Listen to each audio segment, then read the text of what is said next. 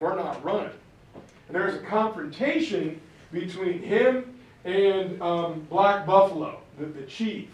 And Clark's standing there with his knife, and he's going to cut this rope, and all the Braves surround him. The Braves have them heavily outnumbered. Here is a tense situation. Right, this is important decision, 5. Heavily outnumbered. The Corps of Discovery is wiped out right here. Everyone is killed, never hear from them again, just like everyone expects. Some of the guys are running, they're like, we're the heck out of here. And Clark is standing nose to nose with this one Brave. And Black Buffalo makes a sign that he is going to kill William Clark if he doesn't give him more carrots of tobacco and sugar. That was like big time stuff. So Clark gets mad, he runs out, he pushes everybody back, he jumps up on top of the keelboat and grabs the cannon. And he lights a candle. And he pointed to the air rifle, and he points to the cannon, and he makes a motion at the chief, the same motion the chief made, but he widens his hands. And he does it twice. Says, not only will I get you, but I'll get all these guys. And sometimes in a warrior culture, the only thing they understand is like force. If you back down, well, you're just a wimp and we're just going to kill you. But if you stand your ground, you'll get me. But before you do, I'm going to get this much. What's your call? And at that, Black Buffalo nods his head and waves off the Braves. They turn around and they leave, and everyone's going, oh, thank God. Woo, all right. And even Clark was probably like, all right, man, I kind of rolled the dice on that one. So that is a huge, big decision. Word spreads that this new band, all right, has encountered the Teton Sioux, and they're still traveling north, which must mean the Teton have given them their okay. That was a gutsy move, and if you think about it, well, what's the worst that could happen? He was probably going to, die anyway, so if you're going to do it, you might as well go big, and it works out in his favor. But they said through the whole time, Clark never yelled, never screamed, never lost his temper, was just there toe-to-toe, like looking straight at him, where everyone else was running and fleeing. He's like, we're not running, we got this. And so his demeanor kind of saves the day. 5 months, back-breaking labor, still going upstream. They've gone 1,600 miles. So you think of from the Atlantic Ocean to St. Louis in the known world, right? That's how far they have gone. Winter's coming in. It's freezing cold. And they meet a bunch of friendly Hidatsa Indians in North Dakota, and they build a little fort that they call Fort Mandan. And in those 5 months, they had to hold several court-martial trials. The biggest is when the guys were confined, well, not one of the biggest, when they were confined in their quarters for 10 days for being drunk. Another time, June 1st, William Warner and Hugh Wall screwed up. And they are sentenced to 25 lashes, and their buddy, John Collins, was given 50. The guys did not follow safety procedure on the water. They overturned 2 canoes. Valuable supplies were lost, and even worse, they wasted ammunition when hunting. Lewis says, you don't shoot unless you're going to hit it. And all these guys were hunters, and hunter was great duty. You're not on the river breaking your back. You're walking, you're seeing things you've never seen before, you're killing game, and you're hanging it by the river. So it's a fun yet easy job, but you don't miss. Well, not only did Collins overturn a canoe, but he wastes a bunch of ammunition. So he's given 50 lashes. And this was shocking to the Indians, but every time this happens, most famous one is a guy named Moses Reed. And Moses says he left his knife back at one of the Indian camps. Meriwether Lewis and Clark give him permission to go and get it. And it shows you how valuable a good knife was. But he doesn't come back after 3 days. Now, that scumbag is a deserter. So they got a volunteer crew to go get him. And they say, if he doesn't want to come back, you can just go ahead and shoot him. All right, that's it. He's a deserter. Well, they bring Reed, they get him back, and they sentence him to desertion. And he's like, oh, God, I really didn't mean it. And they're like, okay, if you really didn't mean it, this is what we're going to do. Number one, we're going to give you the grossest, nastiest, dirtiest jobs possible. You're never going to be a hunter. Wherever the hardest, heaviest load is, you're doing it. And you've got to run the gauntlet 4 times. What that was is all the other soldiers formed 2 lines, and you had to run through them. And their job was to try to render you unconscious or knock you off your feet. It was fair game, like hazing brawl. He had to run through 4 times, just taking, and there was no like hits below the belt. You were fair game. Well, he makes it, so he's allowed to stay with the trip. The last group is a guy named John Newman who gets angry. This sucks. This job is hard. These freaking mosquitoes are horrible. Horseflies are horrible. We should desert. And he is charged with mutinous behavior and conduct detrimental to the core of discovery. So he is given 50 lashes. And they do it on the keelboat. And one of the other soldiers was asked to administer the punishment. This is like old, like beating on like a British, imperial ship or back on a plantation somewhere. And every time they did it, Lewis and Clark would hold a trial. And they were the chief judges, and they would ask for witnesses to say what they saw. And when they were done administering justice, they go, does anyone here want to speak for the accused? Does anyone want to say anything for them, to advocate for them, to try and lessen the punishment? And every time, everyone was like, no, man, deserves it. Let him have it. And so you got to think there are 2 guys. They wanted to kill Lewis and Clark. Who was gonna know? You're gonna give my buddy 50 lashes. I can't let that happen. Every single time, their punishment was unquestioned. And by the end of winter, there's only one minor and 1 major screw up the rest of the journey. So key decision number 6, look, you can always slack off, all right, when things are when you've set the tone, you can always back off, but it's difficult to increase pressure. By standing your ground, setting the tone, enforcing discipline. Again, think about it. You don't want a sad sack on this trip. You don't want somebody lazy, because if they don't do their job, you might die. So there's got to be a certain way things are done. So, Fort Mandan. It's kind of a nice reprieve, except the temperature went between 0 and -45. None of the guys had experienced good old deep North Dakota cold before. It was just freezing. Luckily, they were in a friendly series of villages that had around 4,000 people in them, which would have made the Mandan village larger than the population of St. Louis. And one of the big, this is kind of interesting, it's a little bit PG-13 R rating, I apologize. William Clark had a slave, York, with him. And York was enormous. York was this big, strapping, dark black guy. And the Indians saw York, and they're like, oh, man, who's that guy? This big, giant, strong guy.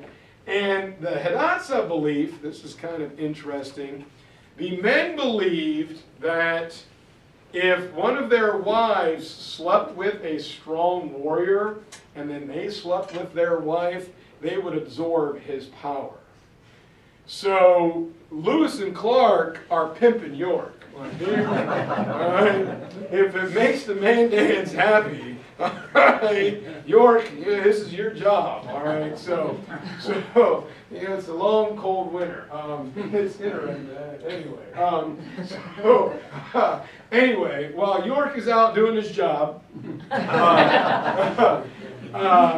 Lewis is spending hour after hour writing just minute, almost just boring descriptions of like birds and plants and like prairie dogs fascinated him. His description of prairie dogs is almost 3,000 words. It's the first thing he sent back to presidents, the one that's in Monticello. I'm like, dude, really? It's a prairie dog. All right? But he was all into it. Well, Clark made all of these maps. They had to be dried, packed, the skins, everything kept watertight because a shipment was due to go back to the president in the springtime.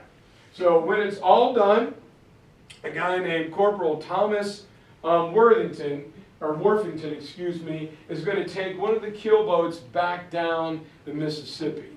And Worthington was mad because he wanted to complete the entire journey. But Lewis says, no, you're the best riverman we have besides Captain Clark. You know the terrain.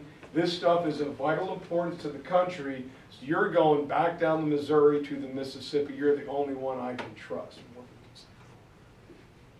All right, whatever. So off he goes. Here is like a nice painting of Fort Mandan. They just built a pretty much square fort surrounded by all the dirt huts. If you ever go to North Dakota in this area, you can still see the Hidatsa huts near the river. They're really well preserved. I don't know that I would ever want to stay in one, but they are still there. So here comes momentous decision, probably one of the biggest of the entire trip. You guys doing okay? All right, I don't know how much longer this, this thing is epic, so I'm all right. It's hard not to talk about their decisions without talking about the Corps of Discovery because it's what they did. So you're getting Corps of Discovery plus their leadership here. So Lewis and Clark need help.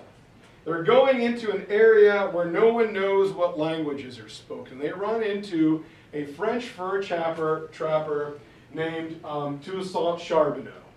Charbonneau has 2 wives. One of them is 16 years old. She is pregnant.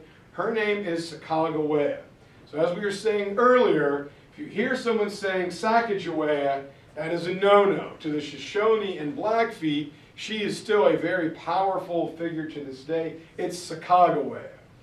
Very young girl, but she was from farther west. They make the decision to hire them. And Lewis had a good relationship with them because he helps deliver their baby, little Jean-Baptiste Charbonneau, who there was some birthing complications. He saves mom and the baby, who the guys of the expedition will nickname Pomp. And so, as spring hits, Lewis, after being cooped up with all those guys all winter, he's off by himself all the time. I'm going for a walk. You guys just keep on going. And here, he walks out onto the Great Plains and he says, my God, they were told there were volcanoes and it could be sulfur pits and stuff that looked like a vision of hell. And he's like, my God, these prairies are the most beautiful in the world. Whoever said this soil wasn't good for farming is out of their mind. Look at the lush, thick grass and the trees. And he's just awestruck. And that's him talking with Sacagawea, and they built a little papoose carrier. And here, April 17th is a big day for Meriwether Lewis. He goes, from this point on, civilized man has not traveled west of this spot. I'm as happy as I could be in my life. And as they get going, he's walking on the riverbank and he stops. And everyone sees, and they're like, what? Captain Lewis. And he's like, Like, what? Is there Indians? And they're grabbing their rifles. And he motions for them to stop, and he walks back down there like, what? What is it? Because I can't explain it. And they're like, what? Like, you write 2,500,000 word things about a stupid prairie dog, so we know you can, what is it? He's like, you just have to come and see it, but be quiet. And they all get up, and they look out over the plains, and they said they saw the first buffalo herd, elk, mule deer, just animals as far as they could see. It's like some of the guys, which would be dumb now, were going up. There were so many buffalo, they had to push them out of the way at points when they were walking along the river. try that today and you get gored in a national park. They were just in awe of what they saw. They go, how can this be? And Lewis will describe it as a vision of Eden. This is an unblemished territory, and it is so beautiful I cannot describe it. Then, on April 29th, after entering the heart of darkness, they heard of this crazy creature, this demonic thing called a bear. And they're like, oh, whatever, we've seen bear before. No, not the black ones, these grizzlies. These things are so powerful, they'll shred a man. Yeah, whatever, We've got our good 54 caliber, Kentucky rifles. And as a couple guys go out hunting, all of a sudden, help, help, and the shots are ringing out, help, help, and everybody grabs their rifles, and the two sprint right by him and get the boat out of here, let's go. And the other guys are like, what? And this thing comes out of the woods. It will be shot 12 times, plus the 2 shots the earlier hunters had put into it, for a total of 14.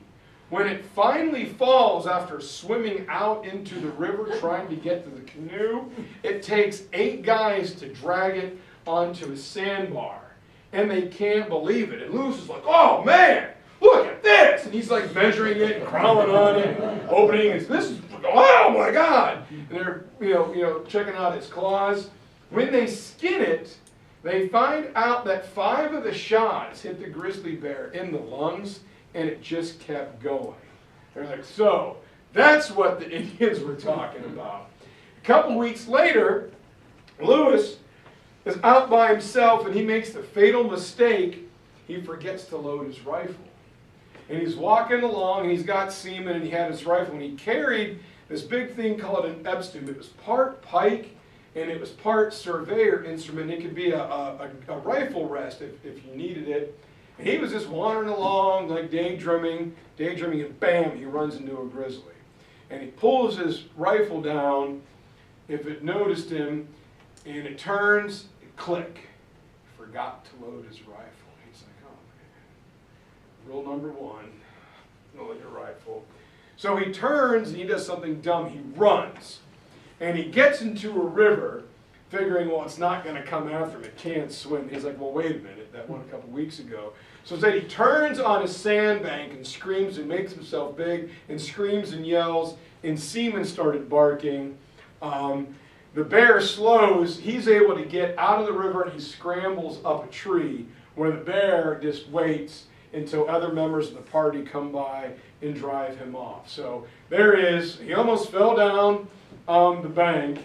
And on this day, he's like, oh man, stupid grizzly bear. What was one shock under the grizzly bear anyway? Like, think about it, bear. But anyway, yeah, So, anyway. So, Sacagawea also will help save the day. Also in April, where Meriwether Lewis was out scrounging for edible plants and things that, he saw the animals eat, and he gets really sick and he poisons himself. But Sacagawea got some mineral water from a pool. She's able to flush his system, and he lives. So, falls off the river, grizzly bear, and poisons himself. He's got one more left in him. And while Sacagawea treated him, he writes a 500-word account of the plant that made him sick. Who cares? Don't eat this one. That's all you need to say. But, my man was thorough. So, buffalo running around, small herd today in Custer State Park. You can only imagine what it looked like. I always think of, was it Kevin Costner in, Dance with Wolves when he sees him for the first time. It just had to be incredible. So, Great Falls and the Rocky Mountains.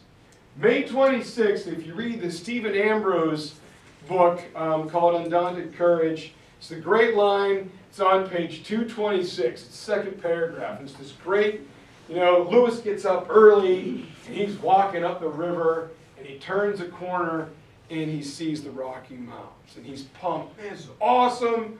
I'm first American to see them. This is great. This is fantastic. And then halfway through it, his enthusiasm begins to ebb. He's like, oh man, those are cool. They're also really big, and I got to find a way to get over him. So his elation and exuberance is like, a little bigger than the ones back home. But June 3rd, they come to a fork in the Missouri River. And this is an important decision. I think this is 6 or 7 now. The Missouri, one fork turns south, kind of the wrong way, to the southwest. Another fork goes a little north and then straight. And the guys don't know which fork to take. They both look equal in size. One had a very clear, yet underneath the surface, a couple feet down, kind of like a milky color. And the other one was just very dirty and churned up full of rocks and sediment from the spring runoff. And knowing that they had to go west and a little bit north, everyone wanted to take the right fork. And Lewis had talked to the Indians, and they said, well, you'll know where you're going. You'll come to a waterfall. And that's how you know you're on the right river. Well, the Indians went overland by horses, so they were coming in from a different direction. So nobody knows what to do. 33 members of the Corps of Discovery said, we've got to take the right fork. That's the right direction. Clark says, now, the water's too clear. What do you mean the water's too clear? It's coming off the mountains. No, we got to go that way. That's south. It's not the way to do it, Captain Clark. He's like, no, I'm telling you, that's what we're going to do. So they agree to stop there, and they each take a small expedition for a day down each branch to see if they can find one of these waterfalls. They come back, and they don't. And here's where, if things went wrong, if they weren't good disciplinarians, if they had not proved themselves several times guiding the men up the river, talking with the Indians, the Corps could have been wrecked right here, because Lewis and Clark say, we're going down the South Fork. Everyone said, absolutely not. That can't be the way to go. Lewis says, this is what we're going to do. If we're wrong, we're wrong, but we're going. Everybody said, okay, it's your decision. We're going to obey it. A lesser group of people arguing, angry, squabbling, this doesn't happen. Their discipline was enforced. They did try and take care of the men as best they could, and they make the right decision. 2 days later, Lewis is walking, and he finds the first of what are the 5 great falls. They don't look like much today, but back then they were enormous. And they get there, and they're like, oh, first of all, we were right, but God, how are we going to get up these? We can't, like, go up them.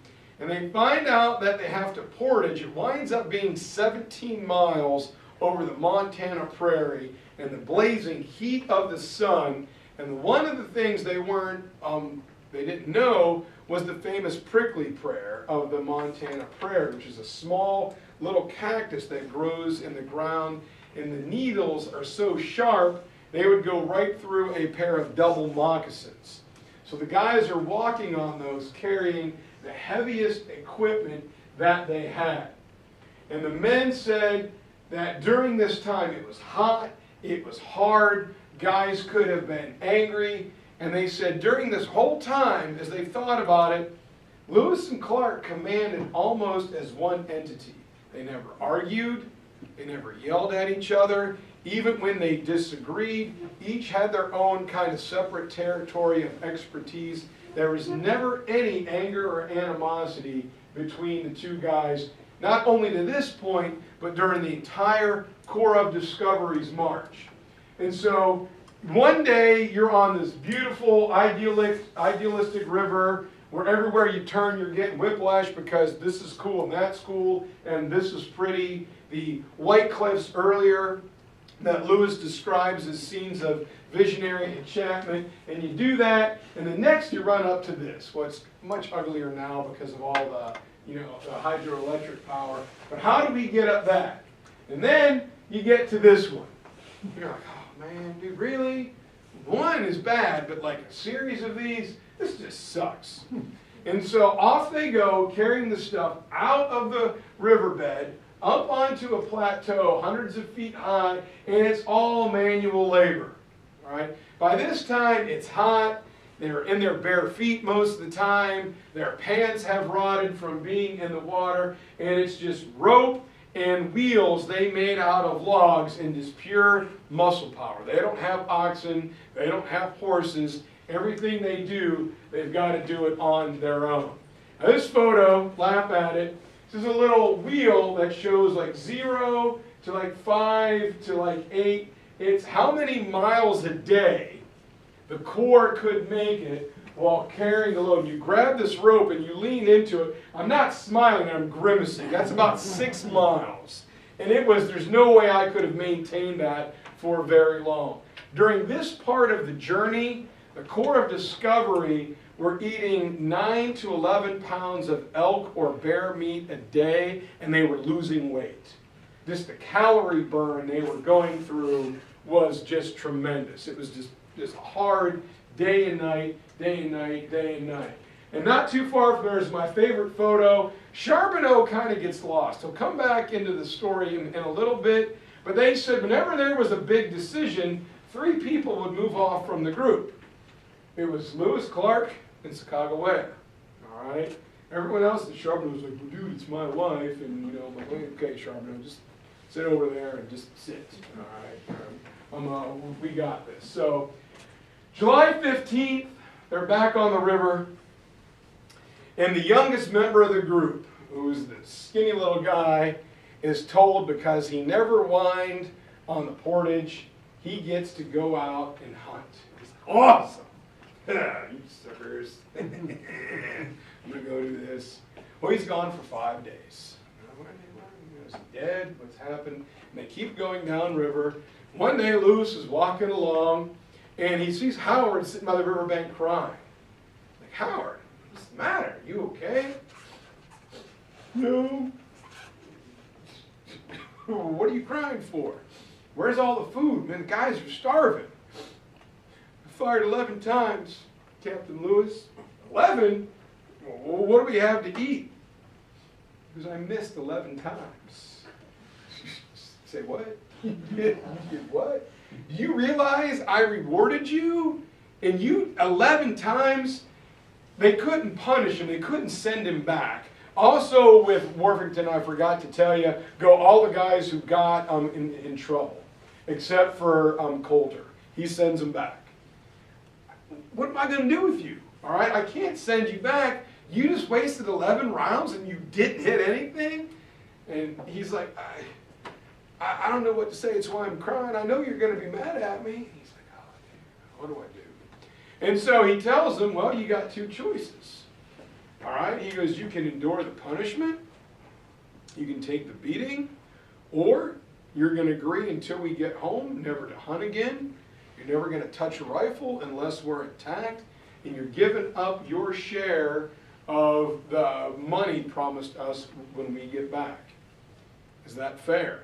It turns out it was about a little over half his money. He goes, yeah, just don't tell the fellas. Well, I have to because there's no food. So, poor young guy, that's his little story. Sacagawea saves the expedition again when a canoe flips over in the rapids containing not only all the navigational equipment, but all the writings, all the journals that Meriwether Lewis had collected to that point. She swims out and saves it. Keep in mind, she just had a baby. She's 16. You got all these husky dudes chosen for wilderness survival, and they watch as the teenage girl swims out, all right, you know, and comes back. So she endears herself to William Clark at that moment in time. And now it's horses. It's summer. See the mountains. They don't seem to be getting closer. We got to get over those. We have to. And so the teams are going to split to try and find the Shoshone Indians who are supposed to be friendly and have horses. Lewis says, I'm going to go overland with half the group. Clark, you keep going, and you're going to stay on the river, and hopefully we can find an all-water route over the mountains. Clark says he got the worst of the two jobs. The water was freezing, it was overgrown with trees and thicket, he's just pounding his way through it. And they find the source of the Missouri River. There is a big waterfall, and then you go up the hill, and it's a little trickle running out of the mountain. And they're like, oh, crap. It doesn't go over the mountains. Well, now what are we going to do? Now we really need horses. And Lewis gets there, and he's, runs up the side of the hill, the Continental Divide, and he expects to see the ocean or a river going down the other side. And when he gets to the top, he says, my heart sank. All I saw was an immense range of snow-capped mountains, bigger than the ones I had seen back in May. He's like, oh, crap. To this day, if you ever want an exciting hike, it's called the Lolo Trail. It's between Montana and Idaho. You literally walk the trail that Lewis and Clark and the Corps Discovery made, and you can see where they camped. It's the only really perfectly preserved part of their overland trail that's still there, part of the National Park System. So there's the waterfall, and you get up another 100 yards, and it's just like a puddle. You're like, well, crap. Now what do we do? August 11th, they find Chief Kamehameha. This is one of the great stories of the Corps of Discovery. Lewis goes up with his big military regalia, he's going to negotiate. Right? Kamehameha says, no. No, all right. It's getting to be buffalo hunting season, it's getting cold, we need every horse we have. Lewis tries again, no. So he heads back, and he runs into Clark and the rest of the band. Along with Clark was Sacagawea and York. Clark kept Sacagawea close by because one of the few nights before, Lewis and Clark had extended the whiskey ration to the men. Charbonneau got a little drunk and was beating around Sacagawea. Since the only time they saw Clark lose his temper, he went over and just beat the snot out of Charbonneau. And says, if you ever touch her again, I'm going to finish the job. Anybody have a problem with that? Says, when Clark lost it, he lost it bad. So he's got Sacagawea next to him, and Lewis says, everybody form up. Captain Clark need to talk to you for a second. They talk about things. And this is an intense moment because, what are you going to do? I mean, we just got here, and we can't get over the mountains. We either turn home or we risk our lives going over these mountains. We either come home failures or we keep going. And it's the first of two Democratic votes the captains will have on the trip. What is significant about it, 8 years ago, there was a big hoopla about President Barack Obama, an African-American man, and Hillary Clinton running for president. First time that a black man and a woman influenced American politics. Not true. You can really warm up a good cul-de-sac party with this next story. They had a vote, right? If you add in York and Charbonneau, Sacagawea, and Jean-Baptiste, there's now 36 members of the Corps of Discovery.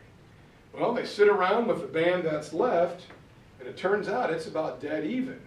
Everybody got an equal vote, including Sacagawea, a young Native American woman, and York, who was a slave at the time. As it goes around, it's dead even until you get to Sacagawea and York. Both said, we've come this far, let's keep going. How does American history turn? Not for a teenage Indian girl and a slave who says, let's just go for it. The vote was cast, off they go. And this is where divine providence, luck, whatever you want to say, that story is so good, it only gets better. A week later, all right, they get back to Kamehameha. And there Lewis is talking, and here's where Charbonneau earns his stripes.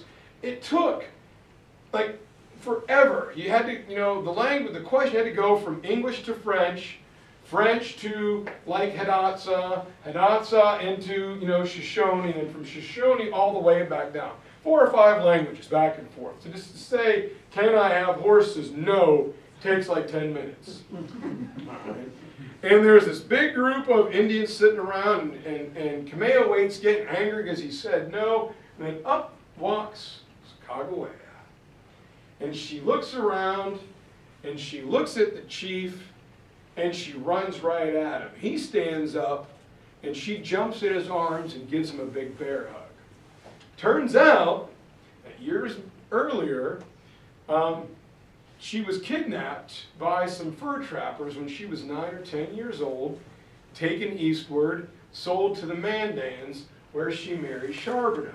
Kamehameha was Sacagawea's brother. He was so happy to see his sister reunited. This is my husband, these are my friends. They have a big feast. They partake in a buffalo jump where they run buffalo off a cliff. They're supplied up. The easiest, well, that's a long story. If we ever end early one night, remind me, and I'll tell you that one. They're provisioned, they're supplied, and they get 15 horses. Without Sacagawea, they're hoofing it over the Bitterroot Mountains. At this point, there's a little link up. Oh man, it's 8:30. You guys mind if we got another 15 minutes?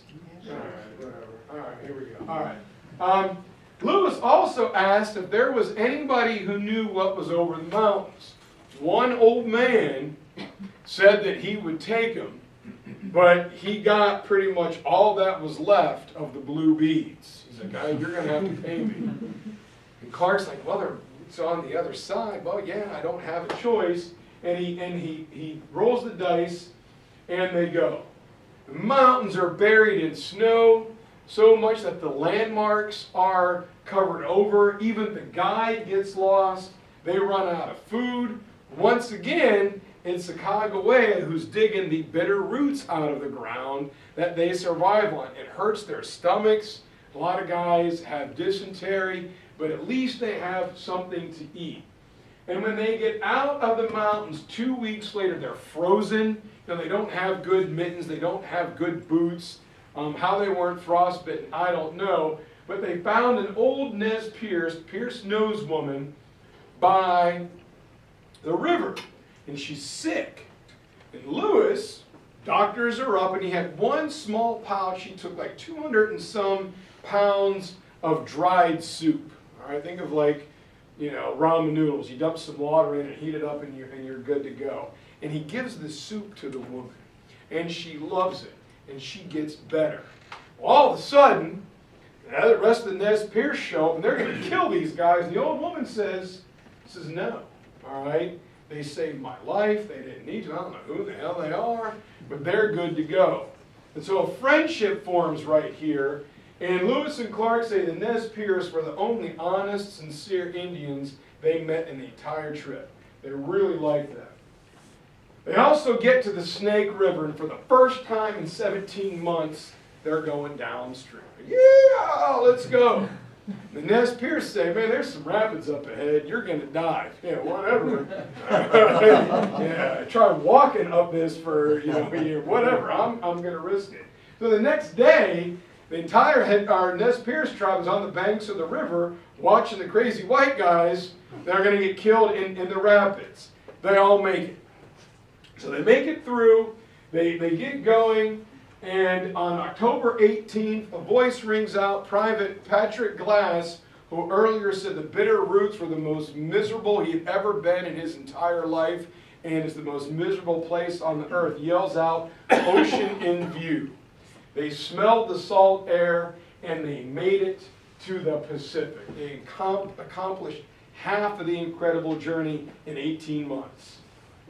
They get there and they stay at one fort on one side of the bay. It was near Astoria, Oregon, and it sucked. It was where the current came in. They didn't understand like the rainforest-like climate. They're like, man, this is horrible. So they hold another vote, the second Democratic vote, of where they want to build the new fort. And everyone votes across the bay in the interior of the big forest.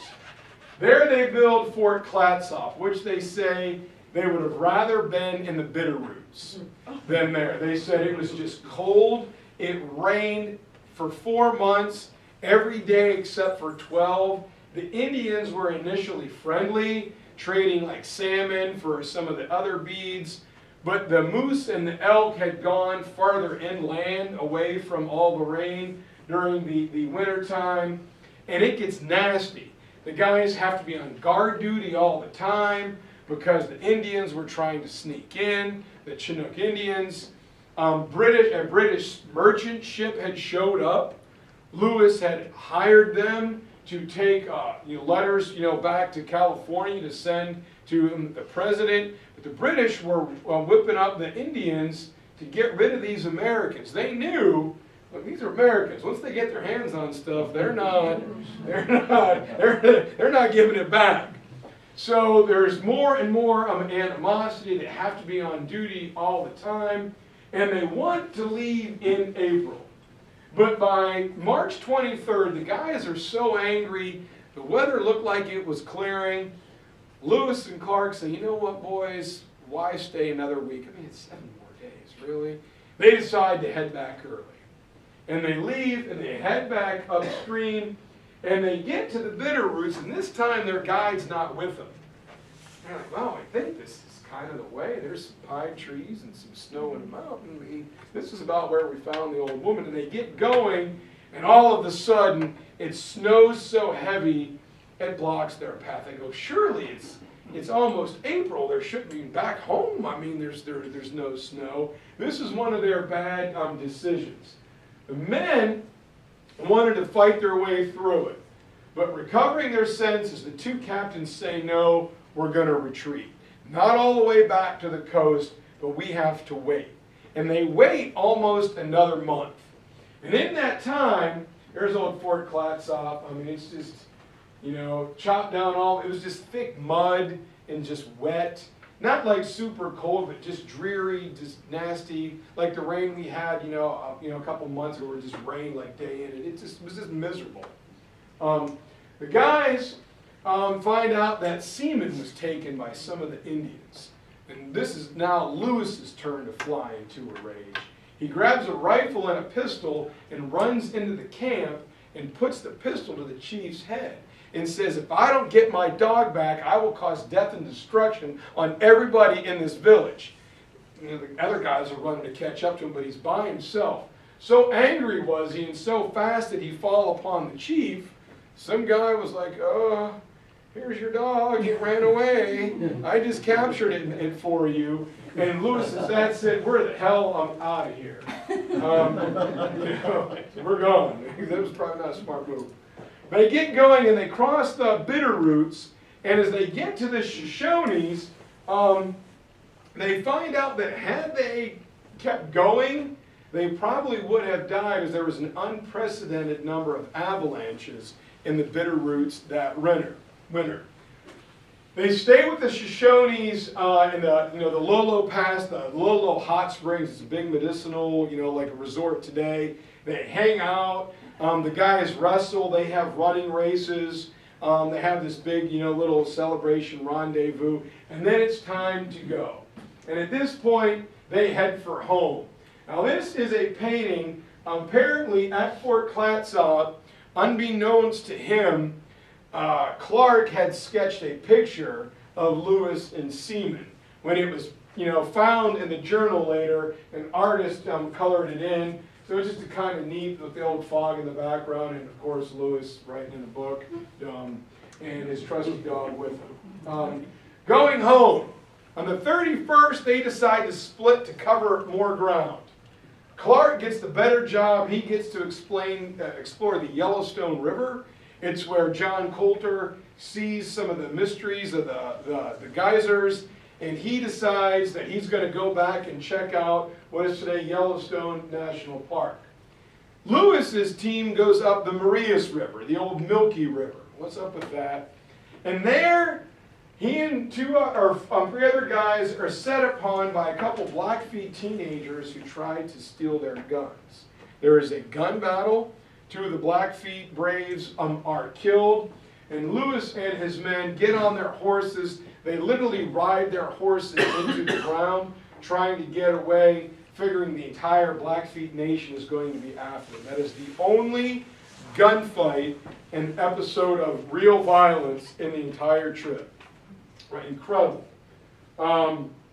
They get back. As they're close to catching up with Clark, a shot rings out, and Meriwether Lewis spins around and falls down. One of the lookouts thought he was a Blackfoot coming at him, and his shot, it's Meriwether Lewis in the left butt cheek, spins him around and knocks him down. It goes through the flesh.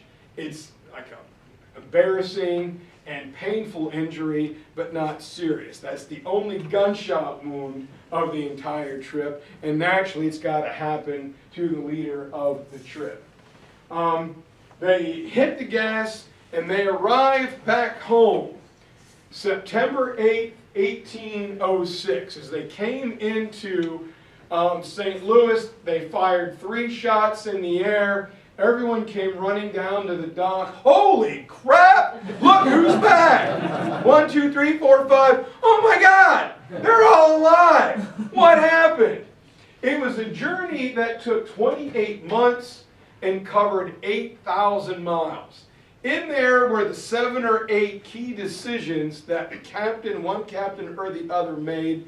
Everybody goes out and everybody comes back.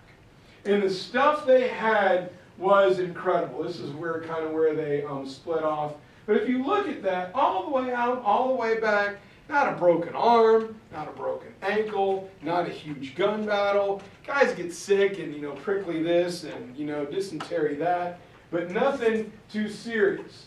When they're done, they find 178 new species of plants and 122 new animal species that were new to scientists, along with encountering 70 different Native American tribes.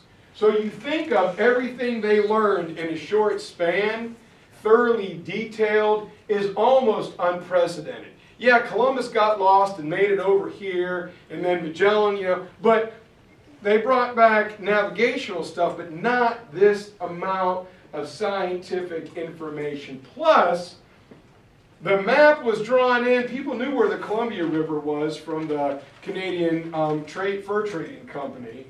And people knew to St. Louis, but that block in the middle, and the rivers and the mountains, William Clark comes back with an incredible set of new maps that will blaze a trail for the new nation. The stuff they collected was brand new to the entire world. They're celebrated as heroes. Everybody is given 1,600 acres of land to keep or to sell. And it's here, try and finish this up. If you ever go to Monticello, still on display, they rotate it as when you come inside the door. These are all artifacts that Meriwether Lewis sent back. He also arranged for a series of tribal chieftains to come westward to meet President Jefferson. They were gone so long, Lewis's first question upon arriving was, is Jefferson still president? He sent me, what if he's not on the job anymore? Who's going to pay for this? So, Lewis is going to stay in St. Louis. And here his story becomes very sad. He's made the governor. And at this point, he has a couple love relationships that go bad. He courts women who are in love with other people. And he's doing like paperwork. And he's issuing passports and hunting licenses and